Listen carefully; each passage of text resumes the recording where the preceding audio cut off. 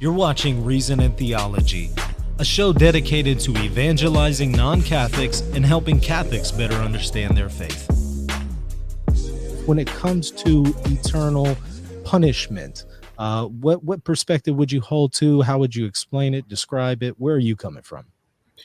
Well, I mean, I would immediately divide it into the philosophical realm and the theological, which I know that a lot of the guys here are comfortable in looking at it from those two perspectives. And I certainly sympathize a lot with Hart's philosophical investigations, which I'll probably ask, if I get a chance, some of my colleagues to resolve some issues that I haven't fully formulated, but some of my own instincts as I just read the book the last day in order to kind of prepare for the conference. And of course, I think that you could say that a lot of the distinctions I would want to make would be scotistic distinctions versus any other kind of distinction. But I thought that something that I'll call the citra condignium argument, which is just, I thought it would be a good argument that was being used philosophically, which is, if God is kind of super rational, the Stoics felt comfortable just calling God rational. I think the Aristotelian and the Platonic tradition is not going to like that. They're going to think of that as process thought. But if God is super rational, so he's a lot smarter and a lot better thinker than you and I, and there's some sense of you and I being thinkers like God or vice versa, then I think Hart is asking the question, how do we make sense of, philosophically, a rational God that takes a finite series of acts, so 80 years if you are strong, you survive in this world, and you kind of make an aggregate of those acts. You paint a collage where you have, whatever, 50 bad acts, and somehow the punishment is supposed to be merciful on this side of citra condignium. It's supposed to be on this side of justice. In other words, God's not being supremely just. His mercy is always there with his justice. And he's punishing you into an infinitude of time for a series of finite acts. So I thought it's a good philosophical question. How does that work with God? That would be the philosophical, right? So I'm sympathetic to it. What I'm not kind of sympathetic to is the interpretation of the New Testament, I think, on the question of the afterlife. I think I spent several hours looking through all the citations of Ionios and Aeon and all that kind of stuff in the Septuagint and in the New Testament. And I just tried to give from Hart's book what I had read in his meditations, the kinds of readings, both with the Hebrew background as well as the various kinds of Greek interpretations that he wants to put on it.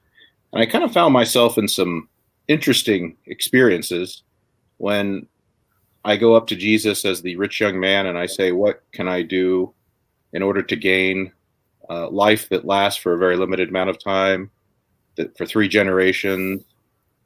What can I do in order to gain life that will only last for this age, but not the age to come?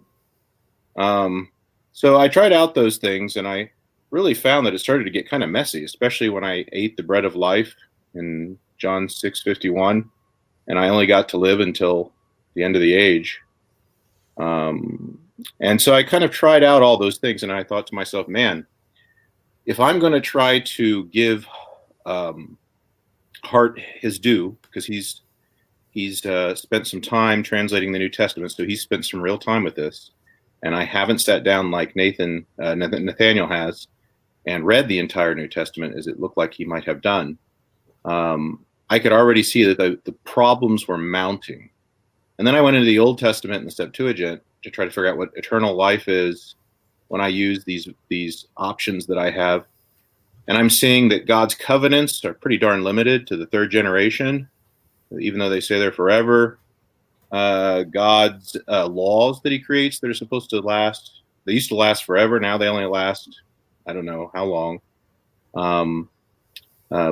But certainly through the rules that I received in the book, there has to be a special combination of istus aeonas ton aeonon to have any hope that the phrase is sufficiently reflective of the Aramaic or the Hebrew for it to be more than, a generation or two, or maybe some sort of limited age, even maybe a year.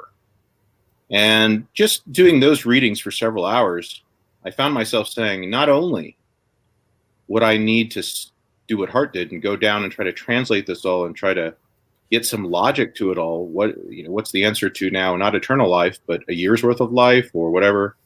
But it's going to require me to redo my entire theology of a lot of things, including the Old Covenant and including Jesus's New Covenant, his what's happening when he triumphs. I mean, everything is just thrown upside down. So I think that in the end, I really liked Hart exploiting the philosophical weaknesses in the infernalist position. I find those kind of puzzles very fun. I found the eternal life in the New Testament using the Septuagint language to be entirely unconvincing. Oh wait, before you go, I would really appreciate it if you would consider supporting this channel. This is my primary means to provide for my family, and it also helps me to produce content like this video. If you would like to support me, become a patron by visiting patreon.com/Reason and Theology.